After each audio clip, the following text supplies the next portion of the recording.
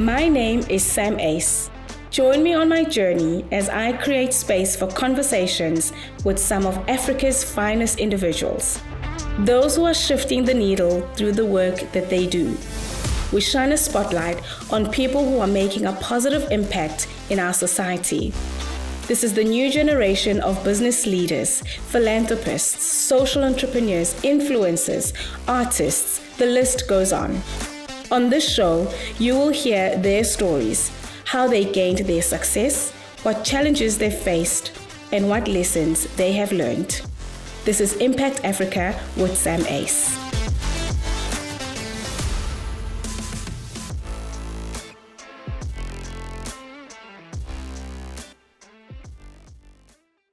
Hello everyone and welcome to Impact Africa.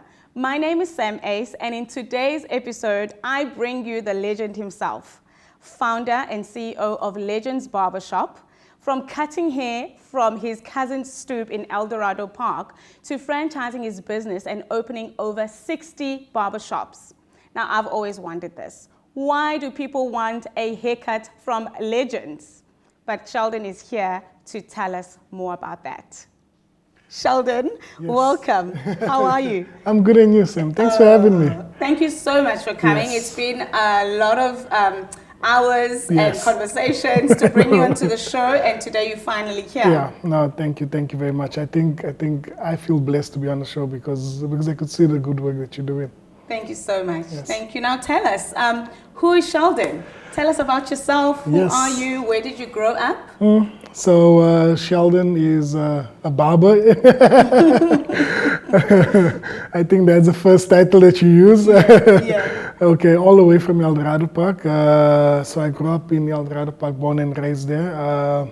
So my family is in El Dorado Park, and basically as a kid, I always desired to serve people in some odd reason, whether it's selling sweets at school, whether it's being able to just do some sort of entrepreneurship thing.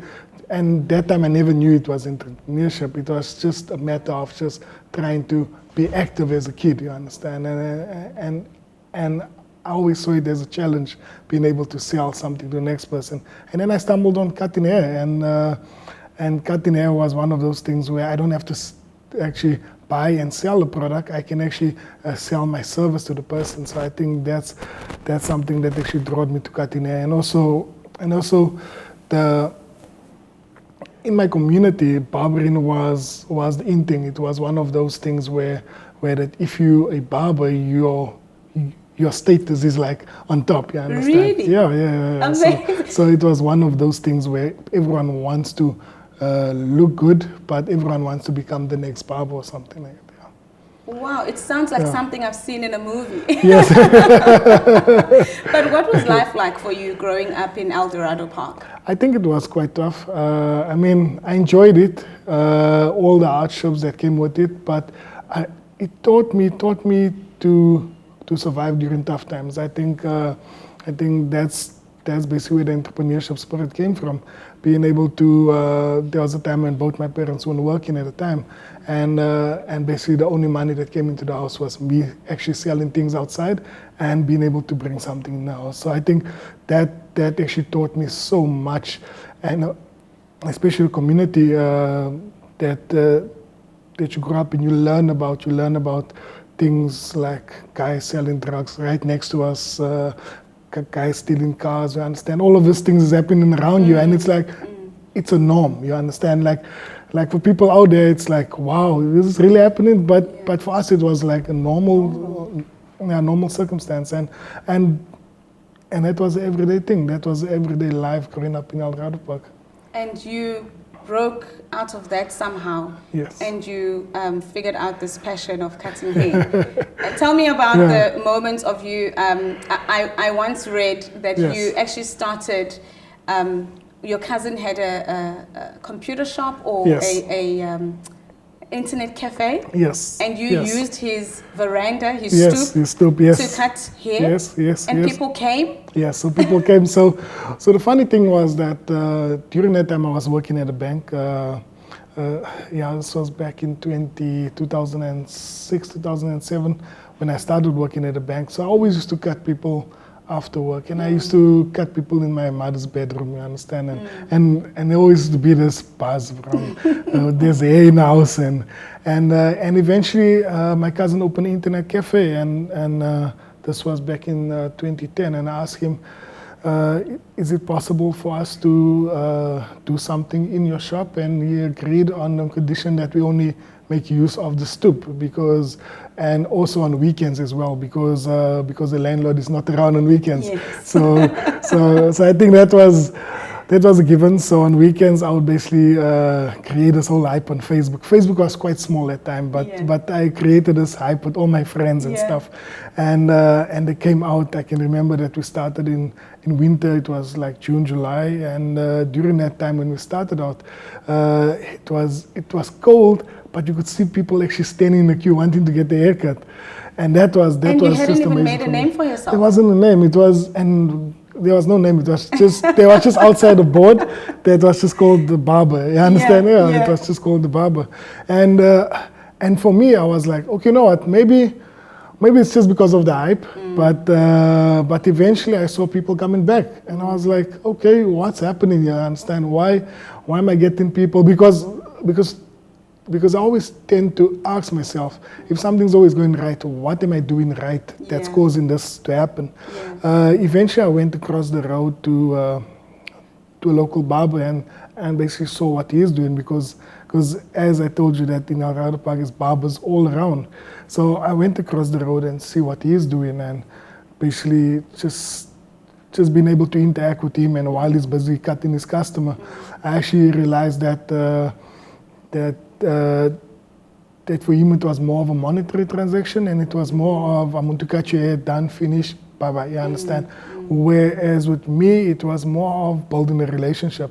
And I know building a relationship sounds so thing, but I think the simplest way that I could put it was that I had a notebook, and basically on this notebook, after each and every customer, so I would cut your hair, and if Sam Ice would basically leave my chair, I would make a note of, okay, this is who she is, and I would make a note of basically the conversation that we were talking about. You understand? Bullet points, yes. Talk about customized service. So you would actually record the conversations that you had with your customers. Yes, that's true. And hopefully you've passed that on to your staff at all the different shops, and I hope they're doing that. Maybe not in a notebook. Yes. They're doing it on a phone now. I think they're more advanced. So now it's like but it's really good. I think even the way our systems, because we have IT systems in place, we have a tech team in place, so everything that we do is basically customized according to that same approach of being able to get to know the customer better. You understand? I always look at it as having this customer profile. So for example, if a customer cuts their hair in Durban or in Joburg or wherever it is, they still be able to experience that same experience as the barber that they usually cut by, you understand? Because after each and every customer, they actually makes notes on the system to say that this is the person and this is what the person likes, you understand? So when the next barber picks it up, they can start the conversation from there. So more than just a haircut, right? More than just a haircut. Yes. I love the social background that a legendary barbershop has, which started right at the beginning, where you hadn't even made a name of yourself, how you even coined the name Legends Barbershop. Yes. Tell us the story of how you went to serve back into your community and how you actually came up with the name. Yes, so basically moving from the stoop, we went over to get the lease premises, and this was not far away from where we were. At the time, it wasn't like a lease, but it was like an unleased premises. You understand? Yeah. It's like community, so it's like agreement. It's an agreement. It's a handshake, basically. So it was one of those things where this guy just gave us this small room to use, and we used it. And during the days where we weren't busy, so during the week, we decided that we want to make an impact as best we can by using clippers in our community. So we went out to schools and to old age homes. But one thing that we enjoy doing is doing old age homes because because just to get a type of conversation from the old people, Yeah. learning from their experience of their walk of life, and being able to just learn from them. I think that's the most valuable lessons that you can get is from somebody that has so much wisdom. You understand? And while doing them on a regular basis, a couple of months down the line, something just clicked, and it was like, why not name the barbershop after them? Because they're actually the elders of our community. Yes. So They're the legends. They're the legends of our community. You understand? And that's where the name derived from, because we named it after them as the legends of our community. That is such an inspiring story. And are some of those old people still there today? No, not really. Some of them has passed away. I have visited recently, and yeah, some of those old people have passed away. The caretaker is still around. The caretaker of the whole old age home is still around. But yeah, I'm still in contact with the caretaker. So it's really good just to be in touch. And I mean, like, how many years has it been since? Yeah, but it's been really good just to be able to always go back and just to see how things happening. That's a beautiful story on how you came up with the name Legends. In just 10 years, you have seen really exponential growth in your business, from someone working, in the community with a couple of clippers, to franchising your business and opening over 60 stores. Yes. Not only in South Africa, but in other African countries as well. Tell us about this. How has this growth happened? What are you doing? What are you doing right? Don't tell us your business secrets, but how is this possible? I think, I read a Bible verse that says that if God can bless you with little, He'll bless you with much. You understand? Yes. Basically that same secret that's applied, being able to use what is managed on the stoop, and taking it from the stoop to the small shop, taking it from the small shop to multiplying it accordingly. You understand? If you are able to manage the little that I'm giving you, you will be able to basically provide more. You understand? And that's just a simple fact.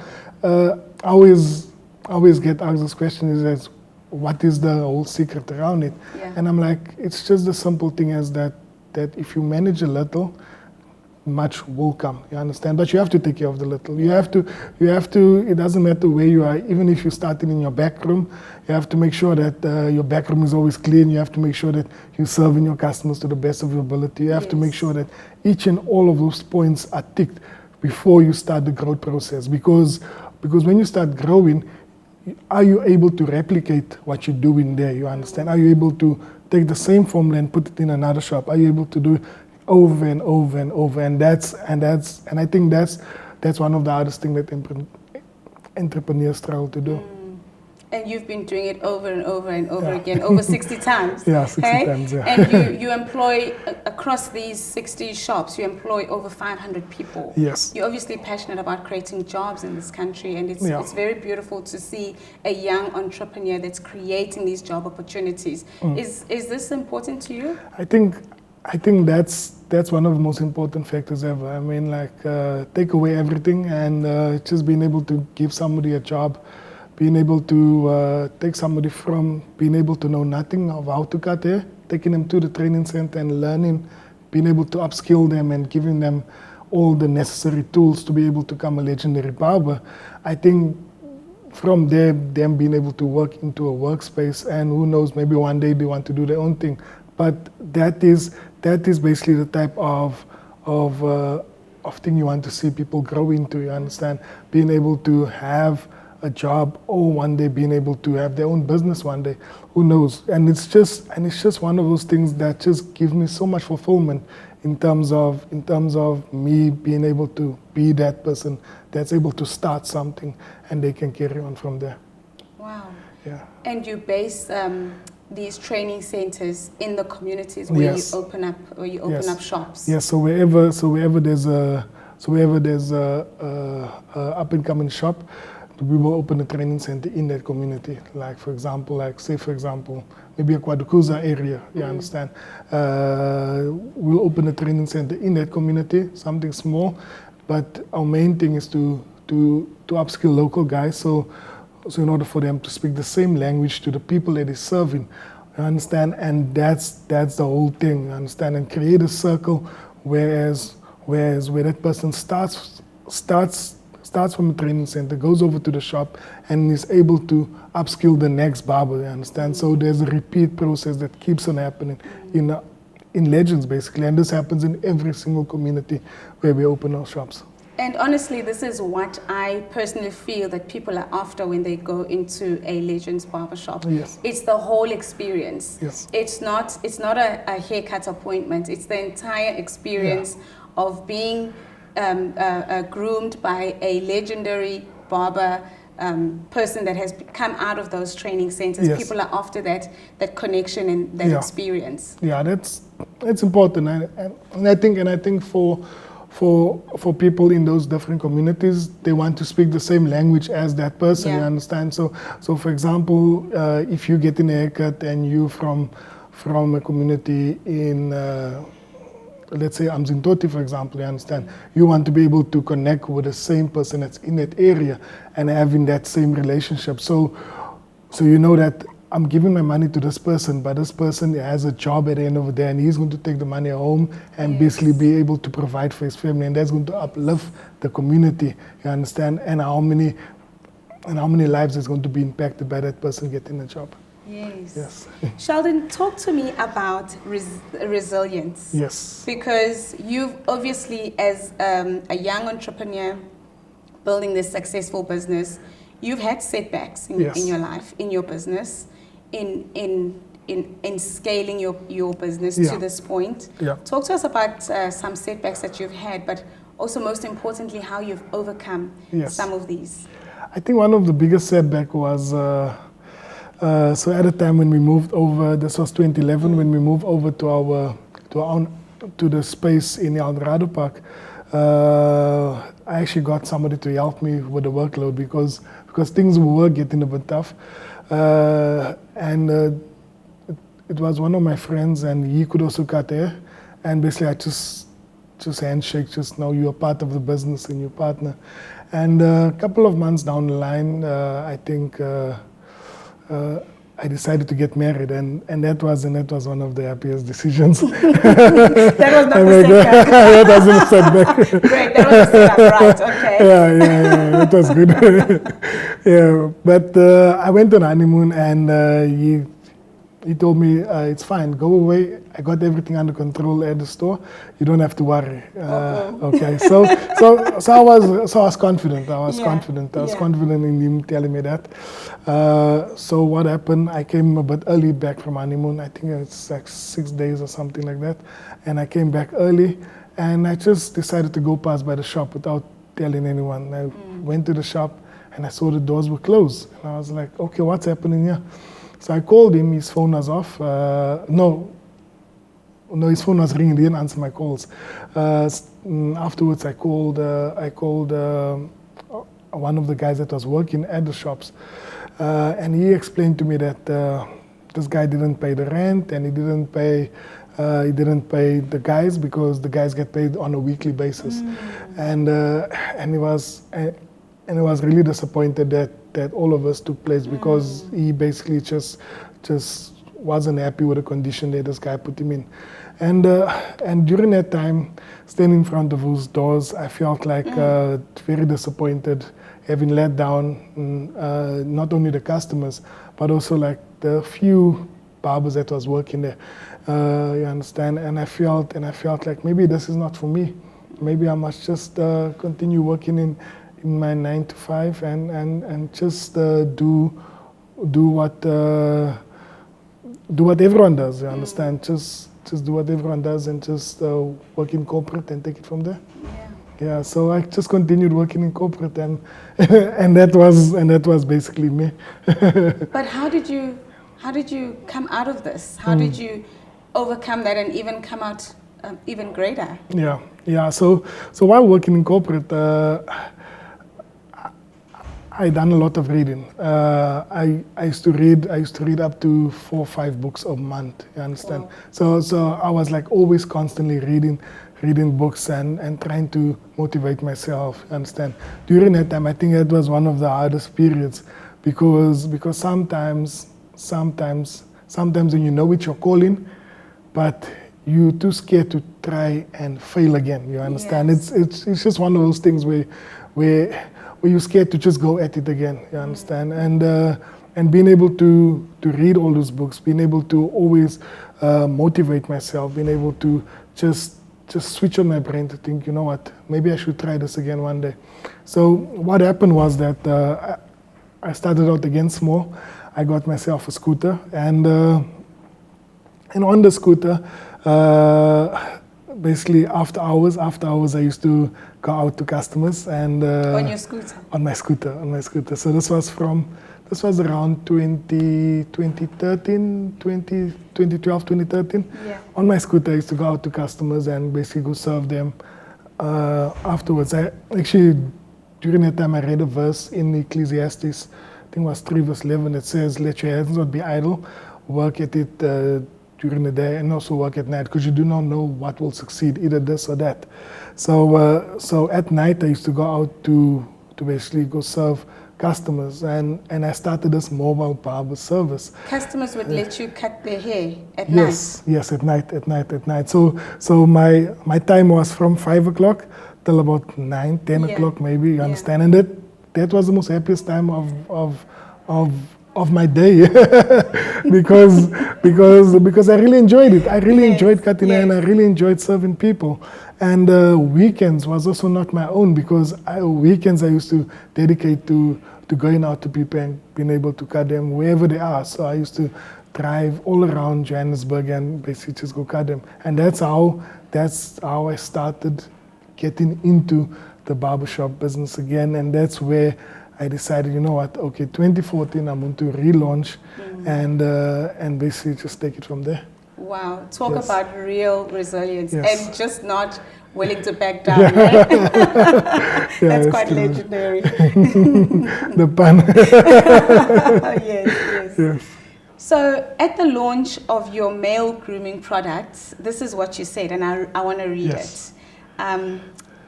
As a kid, one of my first entrepreneurial ventures was to sell hair products to salons. During this time, I learned the art of persistence after many years of struggling to get into retail. Today, that same value has allowed me to present my products to one of the most respected retail legends. So for the viewers at home, for the benefit of those that don't know, you have created and launched your male grooming products, and they now can be found at all the discounts across the country. That's true. Tell us about this. So not just your ordinary barber, you are creating products, and we can find these in discount. Yes, that's true. Tell me. Yeah, I think to that quote, it was one of the things that as a kid, I used to go out to different salons. So just to take it back, my dad was working at the factory that they used to make hair products. There's a couple of products that was quite famous back then, you understand? And he was one of those. And I asked him the gels, the relaxers was the ink thing. There's a time when relaxer just came out, and it was those premium type of relaxers. And what happened was that during that time, I went out to different salons, and he brought a few products home for me to sell. And I was like, okay, you know what, I'm going to go out to different salons, and I made them a pitch. I told them, if you use the product, I can come fetch your money at the end of the month. But if you don't use it, I can come fetch your product, you understand, at the end of the month. So that was the pitch I made to him. And as simple as it was, I actually gained some traction because people loved the product. And that drew me into the product market, and being able to learn more about the products, being able to study the products and what type of formulas being used for what products. And that actually, as a kid, I think I was about 15 years old there, around, just having to be able to learn that type of thing. So fast forward to Duscam, I think Duscam was really one of those milestones, being able to have our products in retail after exactly 2 years after knocking on doors of every retailer out there. I won't mention names, but it was literally every retailer out there, and they took the risk and they said, you know what, we're going to be the first retailer to list your products and being able to be there and not only do a launch around the products, being able to even cut the founder's hair of Ivan Saltzman and having that whole experience. I saw that. Yes. I thought that was absolutely incredible and fun. Yes. To mark the partnership, you actually gave founder Ivan Saltzman a haircut. So what did he get? You gave him a cool haircut, a fade? Yes, I gave him a short on the sides and with a comb over. So you gave him a comb over? A comb over, yes. Similar to this, but more of a that is absolutely. So I know it was really cool being able to basically cut his hair and just to hear his story. I was so marveled by his story because the same thing that I actually went through as an entrepreneur is basically a similar thing that he went through as a businessman. So I just think that there are so many synergies along that whole relationship, which I think is really key. Yeah, that's an incredible story and really a mark of your resilience and as I mentioned before, of like just refusing to back down. I mean, you wouldn't have known. Yes. Or maybe you did. Or maybe you did because of your hard work. I don't know. But placing products in a retail as big as this is no small joke. Yes. That's true. It requires a lot of focus, a strategy. Yes. How easy was it, or was it quite a process to get that done? I think it was quite a process. I think because retail is different from selling in your barbershops. You understand? You can sell any type of product in your barbershop, but you have to be able to follow certain regulations in terms of something as simple as your barcoding or your labeling or basically the synergy of your products being able to have a similar look and feel. So all of those type of things that actually makes you aware about your product development, from being able to make the products yourself, being able to take it to retail, and being able to make those tweaks accordingly. So I think it actually made us quite wise in terms of what type of products to actually list and how to go about producing our products moving forward. Yes. That's really a beautiful story. Yes.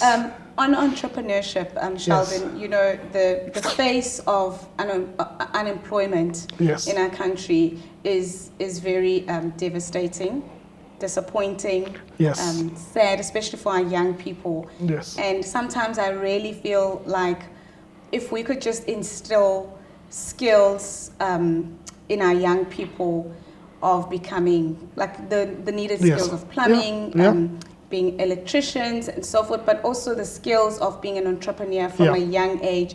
I feel like that's where our hope is lying in our country, to just, you know, pull our young people out of this unemployment slumber that we're seeing. But it takes a lot of confidence to build something, take it out of your head and actually put it down and make it work, start a business and run a business and keep it running. But sometimes I also get the sense that there's just no enthusiasm. You know, what's happening around us in terms of unemployment can sometimes just like bring a sense of hopelessness. Yes. And you obviously haven't had an easy journey. Yeah. You've pushed through some really tough times. What can young upcoming entrepreneurs learn about just the power of confidence and, you know, and just pushing through? Yeah. So there's something that I actually wrote the other day that just describes entrepreneurship, and I call it the 3 T's. So the first one is basically curiosity. So curiosity is being able to learn about something that you want to do, being able to know. You must be able to be the guru at what you do. You must know your industry in and out. And the thing about learning, it never stops. You understand? Sometimes people think that once I become a certain thing, I'm going to stop learning. You're always going to learn. You understand? 2 weeks ago, I visited Turkey to learn how to do hair transplant. You understand? And this is like, and this is way out of what I'm doing as cutting hair as a barber. It's It's totally different from that.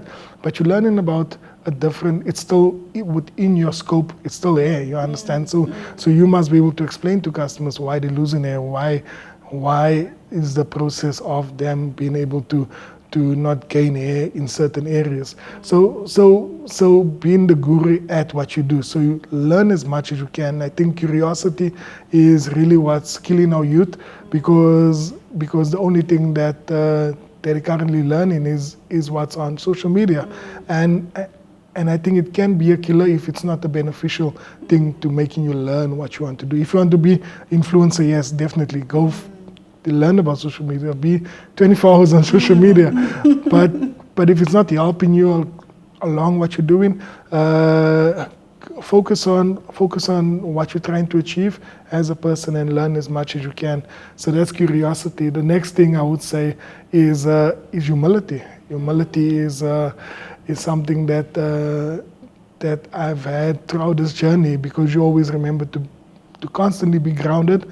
No matter how high you go, you can always come down. You understand? Yeah. And that's our business. That's the nature of business, because you always have to keep your feet on the ground, and you always have to remember who your source of income is. So that customer that comes into your store, you have to serve them to the best of your ability, like they're the last customer ever to come into your store. You understand? And that's the type of approach that you have to take, as being humble in terms of you as an entrepreneur. The last point is tenacity. So tenacity is basically something that has driven me throughout this journey, and being tenacious in my approach of not wanting to give up, being tenacious in the approach of not wanting to take no for answer, and keep on knocking on those doors until somebody is willing to listen. You understand? It doesn't matter who's out there. Somebody is going to open the door eventually. Yeah. You understand? And I think those 3 T's will definitely assist somebody out there who's thinking of venturing into entrepreneurship, who's thinking of definitely doing something, and it will definitely help the next up and coming person. How do we deal with these disappointments as business, small and young business owners?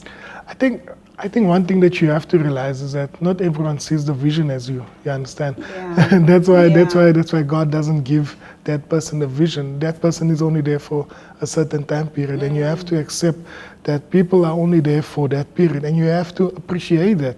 You understand? You have to appreciate the fact that, you know what, this person has been here, but when they go, I'm actually happy that they're going to do something else. Although they live in a different light, it's fine. You understand? God has different plans for you and for that person as well. You understand? Just appreciate the fact that if it wasn't for that person, you wouldn't have been where you are today. You understand? If it wasn't for that person, that doors wouldn't be open as it is today. You understand? So I think that's definitely one way of looking at it, one way of looking at disappointment, because disappointment will always happen, disappointment will always come, and it comes through people. It definitely comes through the different types of people that you entrust.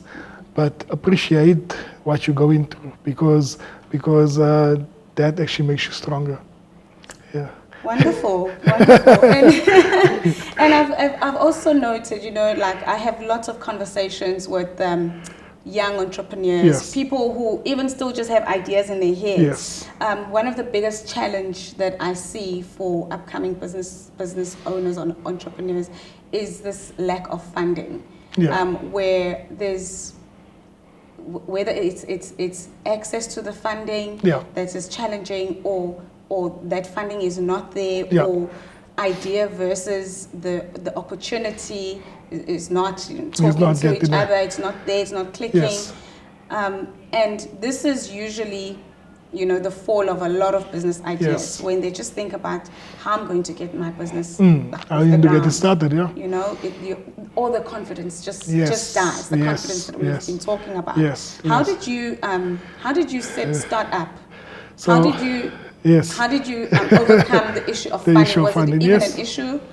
No, I think it was an issue. I think it was definitely an issue. I always wondered why, because I used to apply for for funding. I used to be that guy that used to, and then eventually I just gave up. I was like, just, yeah, no, it's fine. But the same approach as I use basically to take one shop and fund the next shop, take one shop, fund the next shop, that's the same approach that I've been taking ever since. And eventually I actually got to realize why I didn't actually get funding, or why I never got to actually buy into what I'm doing. Because I just got the revelation to say that God will never give you a fulfilled fruit. Like, God doesn't give you like a fruit that's full. Because if you want to eat a fruit, it's going to be finished. But He gives you a seed, and the seed comes from ideas. You understand? So those ideas that you get in is actually the seed that God has given you, and God is not giving it to anyone else. He's giving it to you to start those. And basically what you have to do is just constantly water those seeds, and eventually you'll see something happen. You understand? It took 10 years for Legends to be where it is. For some people's journeys, it's maybe shorter. Some people it's longer. But you can't compare yourself to the next person, because God has that seed planted in you for that certain time, and you have to just go with that seed. There will always be a question of whether to get funding or not, and up until today, Legends hasn't received any funding from any government institution, from any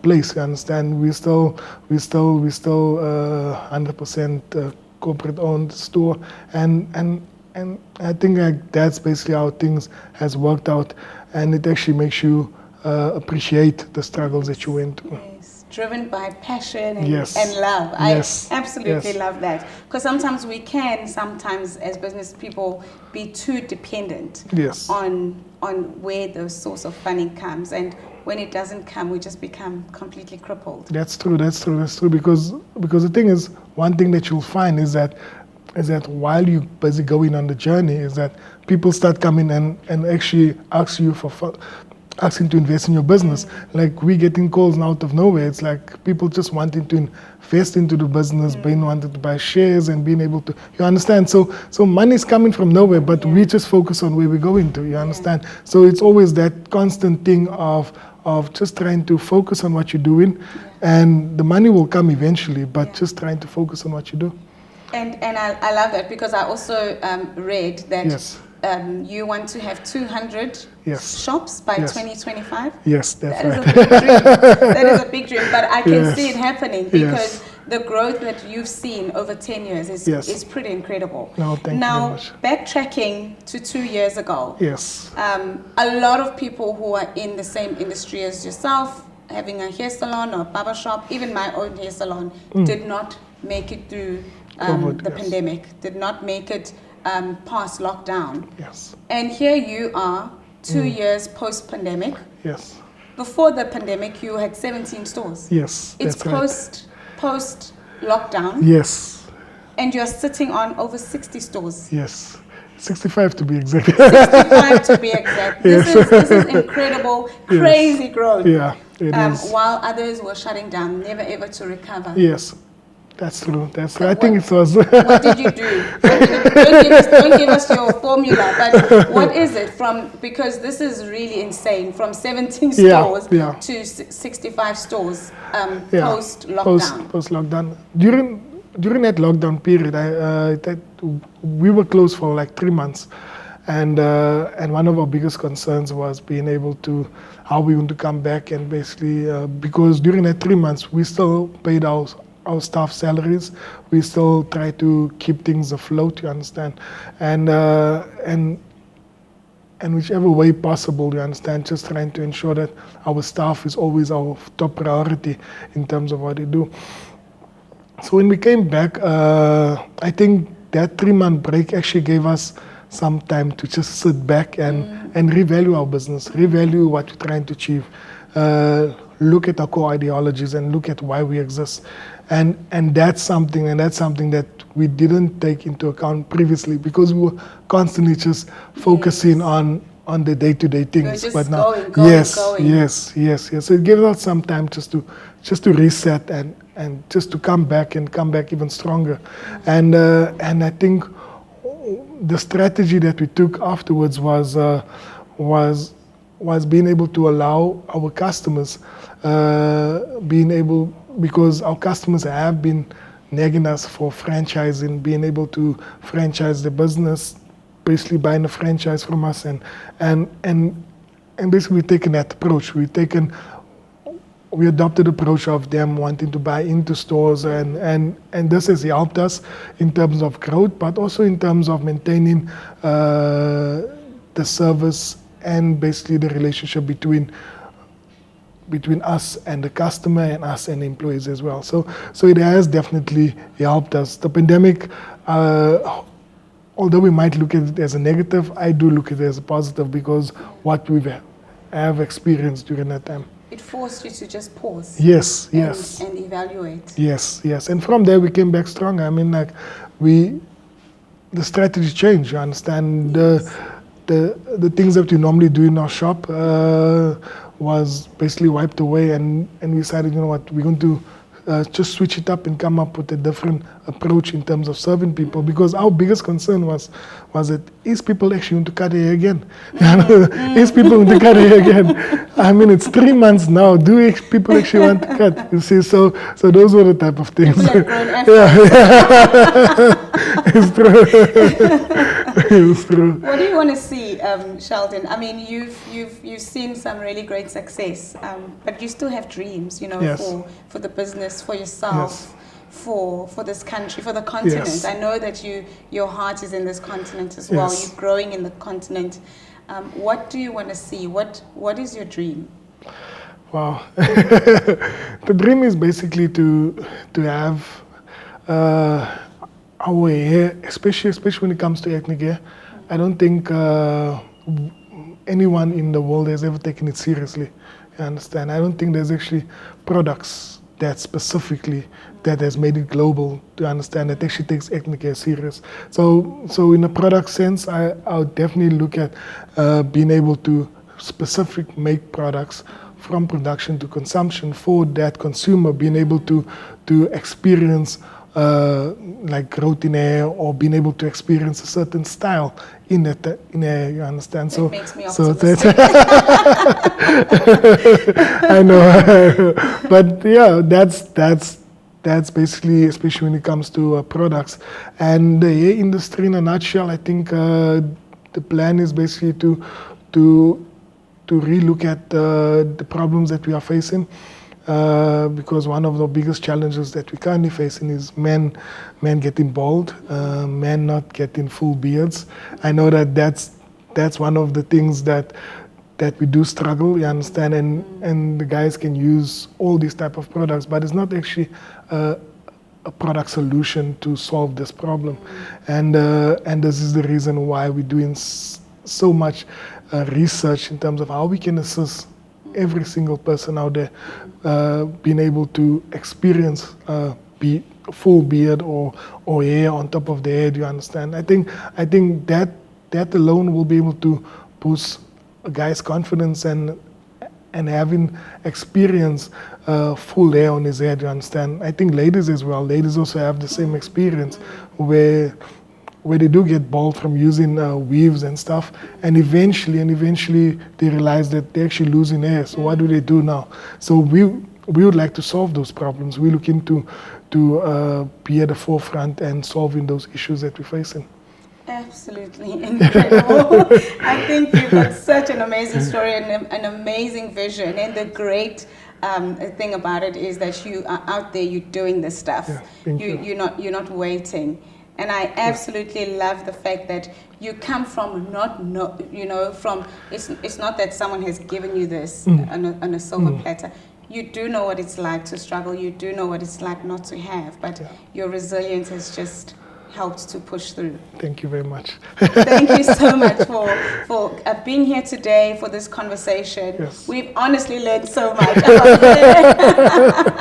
That it's not just a haircut. And thank you for the work that you're doing, inspiring young people everywhere. Young people absolutely love you and love the work that you do, and they're inspired. And continue doing the work that you're doing, Thank you. know, Thank and you. plowing back into your community. Thank you. Thank you very so much. much for I really being here appreciate today. it. Thank you very much. Appreciate it. Well, there you have it, guys. It is not just a haircut. Sheldon here has shared some beautiful nuggets just about resilience, confidence, and just how to keep pushing on until you see that dream or that vision realized. Thank you so much for watching today, and we'll see you next week.